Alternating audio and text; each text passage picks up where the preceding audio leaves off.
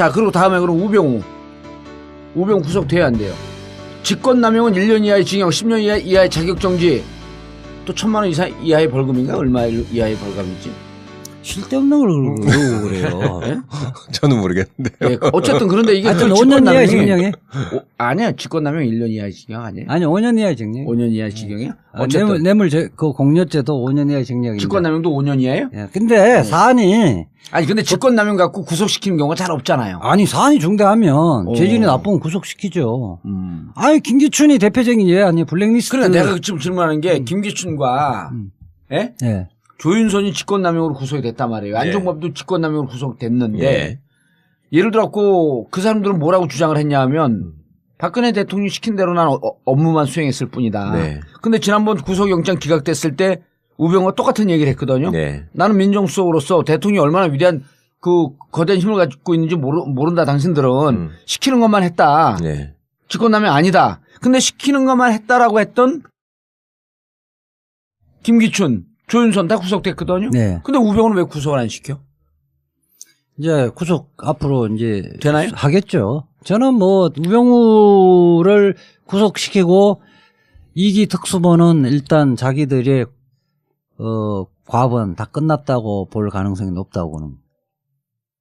이게 지금 우병우를 구속시키지 않으면 네. 이영렬 김순환. 본부장, 김순환 검찰총장이 자유로울 수가 없는 거거든요. 예. 봐줬다고 일반 국민들이 대부분 그렇게 생각하고 있거든요. 그리고 우병우는 김기춘하고 좀 달라요. 김기춘은 그 정윤의 문건 파동이 예. 그 애들이 자기까지도 쫓아내려고 하니까 뒤쫓아 해보라고 한 거 아니에요. 그랬다가 생각보다 힘이 센데 그래서 타협을 해버린 건데 김기춘은. 예. 우병우 같은 경우는 이른바 문고리 산인민방에 간택된 사람 아니에요. 최순실 등을 해서 네. 이른바 동지적 관계고 그래도 그 김기춘은 내가 한가닥 했던 사람인데 쟤들이랑 어떻게 같이 노냐? 그랬다 막상 부딪혀봤더니 센 놈들이야. 센 놈이니까 어허. 슬슬 피해버린 거죠. 예. 그렇기 때문에 실질적으로는 최순실의 국정농단에 우병우는 상당히 깊이 관여되어 있다는 것은 체감적으로 아는 거예요. 우리 유 판사님도 그렇습니까? 전 죄송한데 이 부분은 전혀 모르겠습니다. 잘 모르면 저렇게 얘기 안 하는 거야. 잘 모르는 데는 막 얘기하지 말고 감옥 가. 근데 되게 재밌는데요? 저 오늘 이 변호사님 말씀하신 내용 들으니까 합리적으로 추론하면 그런 거예요. 그래서 이번에 다시 박근혜가 지금 구속영장 청구된 이후에 다시 압수수색했잖아요. 예. 그러면 불구하고 청와대 민정수석실 쪽에 압수수색을 다시 거부를 하면서 뭐 요구하는 것만 수료들 좀 주고 이렇게 하는 것은 그만큼 우병우와 깊숙이 관련돼 있고 우병우가 보호되지 않으면 박근혜 전 대통령의 새로운 범죄 사실이 나올 가능성이 상당히 높죠. 실질적으로 밀착되어 있기 때문에 굉장히 많이 안다고 보는 거예요. 예. 그리고 또 검찰도 사실은 1기 특수본 때는 민정수석하고 수차례 뭐 1,000통화 이상의 전화 통화한 게 나왔잖아요.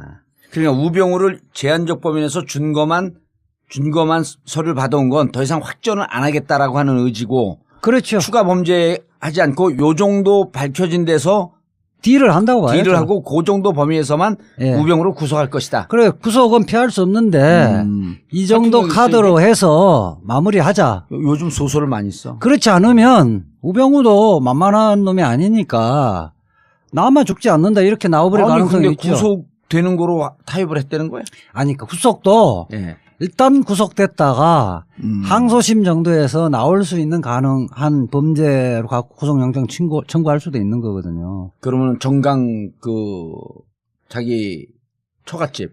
아니 그 부분 갖고는 이게 이제 본류에서 벗어난 거니까 이른바 찌개다시잖아요. 본류에서 벗어난 거니까 안 돼요. 안 되고 이 본류에서 직권남용 부분은 좀 그 중에 하나는 산뜻한 걸 갖고는 하겠죠. 판단을 좀 해줘봐. 저 얘기가 맞아? 아니 뭐 제가 판단할 주제는 아니지만 굉장히 설득력 있는 말씀이죠. 그러니까 우리 이제 지금 이재화 변호사님하고 우리 유지현 변호사님의 그 신중하고 또 조금 더 적극적인 입장의 차이가 왜 있냐면 우리 이제 얼마 전까지 판사를 했던 사람의 입장에서는 명확하게 드러난 제시되는 범죄 사실과 증거가 어느 정도 있지 않은 상황에서 판단을 요구하면 준비가 안 됐어요. 제가 오늘 이게... 주제가 이건지 모르고 준비가 안 돼가지고. 그것도 해요. 그리고 우병우가 누군 줄 알잖아. 무슨 짓 한 줄도 알고. 근데 우병우는 지금 특검이 보면은 그 민정비서관이었던 윤장석이를 시켜가지고 뭐 한 거 뭐 이런 얘기들이 지금 흘리고 있더라고요. 그리고 그 과거에 영장 청구를 했을 때도 공무원들이 와가지고 그 수모당한 거 그런 것들이 다 진술이 포함돼 있었다는 거거든요. 예. 근데 이제 그때 영장이 기각됐을 때의 이유를 굳이 따져보자면 그런 진술들은 있었으나 청와대에 대한 조사나 압수수색이 없어가지고 뒷받침할 수 있는 물증, 수첩관이나 전화 같은 이런 게 없으니까 아까 이제 처음에 말씀하신 것처럼 법정형이 가벼운 범죄기, 낮은 범죄이기 때문에 판사 입장에서 그냥 쉽게 미우니까 발부한다고 해서 발부할 수는 없었던 면이 있을 수 있어요. 뭐 신중히 판단하는 게 맞는 면이 있는데 지금 우병우의 입장에서 생각을 해보자면 우병우 입장에서도 구속되는 게 낫다고 봐요, 나는. 버티다가 더 큰 혐의 사실을 그러니까 문제가 나오기 전에 어차피 정권은 바뀌는 것이고 예. 그러면 정권 바뀌는 검찰이 지금은 예를 들면 김수남, 이영렬이가 지가 시켜준 사람이니까 좀 싸게 칠 수 있다. 싸게 치거나 봐줄 수 있는 가능성이 일부라도 있지만 그럼 정권이 바뀌고 나서도 그러면 검찰이 우병우는 여전히 보호할 것이냐? 절대 그렇지 않거든. 그걸 누구보다 잘 아는 사람이 우병우 아니에요. 지가 정권이 바뀌면서 전직 대통령을 데려다가 그 짓을 한 놈인데 그런 놈들이 더 두려워하는 거거든 원래 지가 해봤으니까. 그래서 버티는 척하다가 적당한 선에서 딜을 하고 확전을 시키지 않는 범위에서 들어갈 것으로 보인다. 그리고 밑에 있는 놈들도 지금 데려다가 조사를 했다는 거잖아. 민정에 파견 나왔던 애들을. 그다음 광주지검장도 데려다가 증언 그렇죠. 윤모 검사가 땄다는 거 그건 아니에요? 부장검사고 지검장은 아닌데 하여튼 그 사람들의 입장에서도 박근혜가 시퍼렇게 살아있고 다음에 홍준표가 대통령이 될 가능성이 있다 그러면 지네 미래를 생각해서라도 모릅니다. 그런 사실 없습니다 하겠지만 걔들은 앞으로 검사해야 되는 애들이에요 계속. 그거 다 얘기했을 거예요. 정권 교체되지면 예컨대 정윤회 문건 파동 수사 부분을 그게 다시 들어가죠. 본격적으로 수사를 해버리면 그렇죠. 검찰의 지휘부들이 다 성할 사람이 없을 겁니다. 형사 8부 특수 1부. 그러니까 이게 누른 거 이영렬. 그다음에 김수남. 이 부분을 특검을 다시 실시하면 국민들의 공감을 다 얻는 거거든요. 그게 포인트다. 그러니까 국정농단을 그때 이 본격적으로 수사했으면 이 지경까지 안 왔다는 거예요. 예, 맞아요.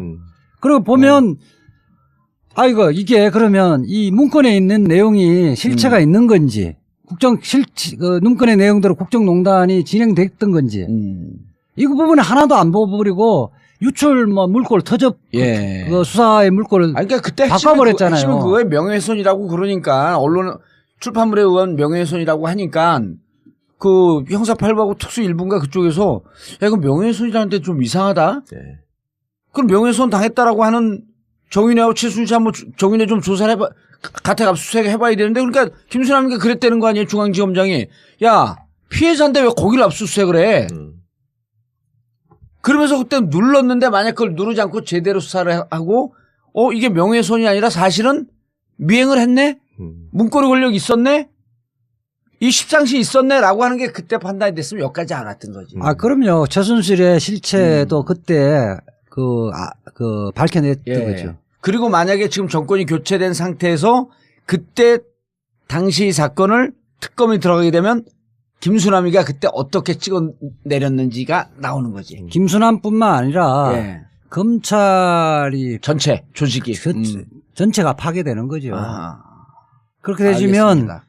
검찰총장부터 수사검사까지 다 연루돼 있는 거 아니에요. 알겠습니다. 그리고 전화한 내용도 나오는 거지. 그렇게 하면 이제 윤곽금도 다치는 거죠. 그렇게 하면 내부자들이 협력하는 사람은 반드시 나오게 돼 있어요. 자기들은 살아야 돼. 그러고 다 구속시킬 수는 없는 거 아니에요. 그렇지. 이렇게 말하자면 중요 역할을 했던 사람들은 치고 나머지는 너희들 검사 계속 할 수 있게끔 하겠다 하면 협력도 한다고. 굉장히 중요한 말씀이에요. 그러니까 검찰이 지금 제일 신경 쓰고 있는 건 뭐냐면 내부 제보자요? 아니 검찰 조직이 권한을 다 뺏기고 와야 되는 거를 제일 걱정하고 있어요. 왜냐하면 나도 오늘사 그걸 확인을 했는데 지금 예를 들면 문재인 후보나 심상정 후보나 안희정 후보나 이재명 후보나 그다음에 유승민 후보나 그다음에 홍준표까지 있잖아요. 그 사람 6명이 전부 다 검찰 수사권을 뺏겠다는 거야. 자기의 공약이. 심지어 홍준표는 나는 안 그럴 줄 알았죠. 그러면서 나도 뺏겠다고 그랬어. 홍준표가 수사권을 분리하겠다. 분리하겠다. 홍준표도 저도 당해봤잖아. 그렇게 다 돼 있기 때문에 수사권은 경찰로 넘어가는 거야 이제? 그런 이제 어떻게 하여튼 공수처도 수사청, 만들고 기소청 형태로 원칙적으로 나름 한다는 다르거든요. 거거든. 그러면 검찰은 기본적으로 정치적인 조직이기 때문에 애들이 무슨 생각을 하냐면 정권을 잡은 사람들이 우리를 치려고 할 때 가장 좋은 소재가 뭐예요? 국민들한테 야 검찰 저놈들은 진짜 썩었다. 어? 그러니까 저거를 다 해체 수준으로 개혁하지 않는 한 우리나라의 미래가 없다라는 걸 정권이 아젠다로 딱 내세울 거 아닙니까? 그럴 때 제일 좋은 소재가 야 봐봐 저것들 우병우도 지네끼리 봐주면서 구속 안 하잖아. 그다음에 두 번째는 뭐냐면 십상시 사건 때 총장부터 밑에 놈까지 줄줄이 쫙 꿰가지고 청와대하고 연락하면서 다 말아먹었잖아. 이거를 가지고 소위 특검이 됐건 그 당시에 검찰을 시켜서 수사를 하기 시작하면 그냥 와야 되는 거거든요. 그걸 알아 지네들이. 거기 다 당사자들이 있으니까. 그러니까 그 위험을 피하기 위해서라도 어떻게든 우병우는 죽여야 돼 얘들은. 우병우한테 가서 빌더라도 너 잠깐만 좀 들어가 있어라. 잠깐만 뒤져라. 오늘 좀 살자. 좀 있다가 이렇게 할 수밖에 없는 상황이니까. 조금 이따 정권 교체되면 완전 죽여버릴 테니까. 그 대법원도 사실은 그런 차원에서 지금 긴장하고 있는 게 있는데 어차피 우리가 그 얘기도 또 해야 되잖아요. 그렇죠. 그러니까. 알겠습니다. 자, 근데 일부에 무척 시간이 오래 걸렸어.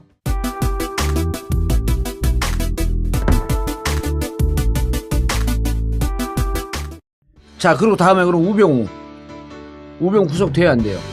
직권남용은 1년 이하의 징역, 10년 이하의 자격정지, 또 1,000만 원 이하의 벌금인가? 얼마 이하의 벌금이지? 쓸데없는 걸 그러고 그래요. 네? 저는 모르겠는데. 예, 어쨌든 그런데 이게 하여튼 5년 이하의 징역에? 아니야, 직권남용 1년 이하의 징역 아니에요? 아니 5년 이하의 징역. 5년 이하의 징역이야? 어쨌든 그 공여죄도 5년 이하의 징역인데. 직권남용도 5년 이하예요? 예. 근데 사안이 근데 직권남용 갖고 구속시키는 경우가 잘 없잖아요. 아니 사안이 중대하면 죄질이 나쁘면 구속시키죠. 아니 김기춘이 대표적인 예 아니 블랙리스트. 그래 내가 지금 질문하는 게 김기춘과 예? 예. 조윤선이 직권남용으로 구속이 됐단 말이에요. 안종범도 직권남용으로 구속됐는데 예를 들었고 그 사람들은 뭐라고 주장을 했냐 하면 박근혜 대통령이 시킨 대로 난 업무만 수행했을 뿐이다. 근데 지난번 구속영장 기각됐을 때 우병우가 똑같은 얘기를 했거든요. 나는 민정수석으로서 대통령이 얼마나 위대한 그 거대한 힘을 가지고 있는지 모른다. 당신들은 시키는 것만 했다. 직권남용 아니다. 근데 시키는 것만 했다라고 했던 김기춘, 조윤선 다 구속됐거든요. 근데 우병우는 왜 구속을 안 시켜? 이제 구속 앞으로 이제 되나요? 하겠죠. 저는 뭐 우병우를 구속시키고 2기 특수본은 일단 자기들의 과번 다 끝났다고 볼 가능성이 높다고 보는. 이게 지금 우병우를 구속시키지 않으면 이영렬 본부장, 김순환 검찰총장이 자유로울 수가 없는 거거든요. 봐줬다고 일반 국민들 대부분 그렇게 생각하고 있거든요. 그리고 우병우는 김기춘하고 좀 달라요.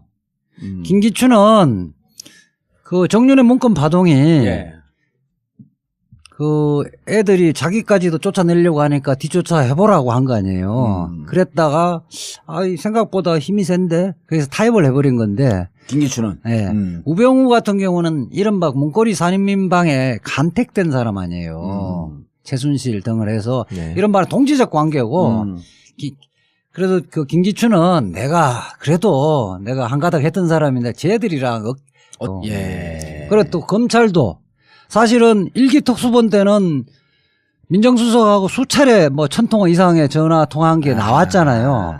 그러니까 우병우를 제한적 범위에서 준거만 서류를 받아온 건 더 이상 확전을 안 하겠다라고 하는 의지고. 그렇죠. 추가 범죄하지 않고 요 정도 밝혀진 데서 딜을 한다고 봐요. 딜을 하고 그 정도 범위에서만 우병우를 구속할 것이다. 그래 구속은 피할 수 없는데 이 정도 카드로 해서 마무리하자. 요즘 소설을 많이 써. 그렇지 않으면 우병우도 만만한 놈이 아니니까 나만 죽지 않는다 이렇게 나와버릴 가능성이 근데 있죠. 구속되는 거로 타협을 했다는 거야? 아니 그 구속도 일단 구속됐다가 항소심 정도에서 나올 수 있는 가능한 범죄로 갖고 구속영장 청구할 수도 있는 거거든요. 그러면 정강 자기 처갓집 아니 그런 개인 비리. 부분 갖고는 이게 이제 본류에서 벗어난 거니까 이른바 찌개다시잖아요. 본류에서 벗어난 거니까 안 돼요. 안 되고 이 본류에서 직권 남용 부분은 좀 그 중에 하나는 같이 노냐. 그랬다 막상 부딪혀봤더니 센 놈들이야. 센 놈이니까 어허. 슬슬 피해버린 거죠. 예. 그렇기 때문에 실질적으로는 최순실의 국정농단에 우병우는 상당히 깊이 관여되어 있다는 것은 체감적으로 아는 거예요. 아, 우리 유 판사님도 그렇습니까? 전 죄송한데 이 부분은 전혀 모르겠습니다. 잘 모르면 저렇게 얘기 안 하는 거야. 잘 모르는데 막 얘기하지 말고 감옥 가. 근데 되게 재밌는데요. 저 오늘 우리 이 변호사님 말씀하신 내용 들으니까 합리적으로 추론하면 그런 거예요.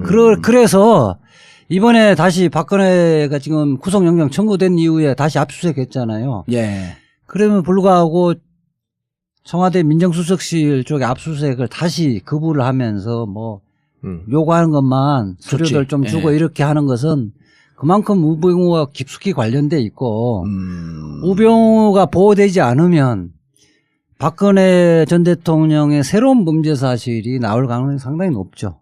실질적으로 밀착되어 있기 때문에 굉장히 많이 한다고 보는 거예요. 산뜻한 걸 갖고는 하겠죠. 판단을 좀 해줘봐. 저 얘기가 맞아? 아니 뭐 제가 판단할 주제는 아니지만 굉장히 설득력 있는 말씀이죠. 그러니까 우리 이제 지금 이재화 변호사님하고 우리 유지연 변호사님의 그 신중하고 또 조금 더 적극적인 입장의 차이가 왜 있냐면 우리 이제 얼마 전까지 판사를 했던 사람의 입장에서는 명확하게 드러난 제시되는 범죄 사실과 증거가 어느 정도 있지 않은 상황에서 판단을 요구하면 준비가 안 됐어요. 제가 오늘 주제가 이건지 모르고 준비가 안 돼가지고 그것도 해요. 그리고 우병우가 누군 줄 알잖아. 무슨 짓 한 줄도 알고. 근데 우병우는 지금 특검이 보면은 그 민정비서관이었던 윤장석이를 시켜가지고 뭐 한 거 뭐 이런 얘기들이 지금 흘리고 있더라고요. 그 과거에 영장 청구를 했을 때도 공무원들이 와가지고 그 수모당한 거 그런 것들이 다 진술이 포함돼 있었다는 거거든요. 예. 근데 이제 그때 영장이 기각됐을 때의 이유를 굳이 따져보자면 그런 진술들은 있었으나 청와대에 대한 조사나 압수수색이 없어가지고 뒷받침할 수 있는 물증, 수첩관이나 전화 같은 이런 게 없으니까 아까 이제